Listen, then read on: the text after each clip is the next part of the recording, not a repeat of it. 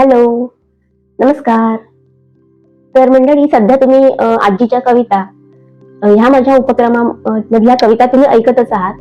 त्याशिवाय इतरही अनेक कवींच्या कविता मी तुमच्यासमोर सादर करते. तर आता आता मी एक नवीन उपक्रम घेऊन येते. वाचन वसा असं त्या उपक्रमाचं नाव आहे. काही लोकांना वाचायला वेळ नसतो, जी ऑफिसला जाणारी मंडळी आहेत किंवा जी वयस्कर मंडळी आहेत, त्यांना डोळ्यामुळे वाचणं शक्य होत नाही. तर अशा सगळ्यांसाठीच मी काही कथा वाचणार आहे. काही माझ्या आवडीच्या, काही तुमच्या आवडीच्या, अशा बऱ्याच लेखकांच्या कथा किंवा लेख मी वाचणार आहे. एखादं पुस्तक रोज एखादं पुस्तक वाचायचं असा नियम माझा असतो. तर ह्या उपक्रमामध्ये मी तसाच कथा वाचणार आहे आणि त्या उपक्रमाला सुद्धा तुम्ही नक्की प्रतिसाद द्याल. तुम्हाला तो उपक्रम नक्की आवडेल आणि मी ज्या कथा वाचेन त्या सुद्धा तुम्हाला खूप आवडतील याचे मला विश्वास आहे.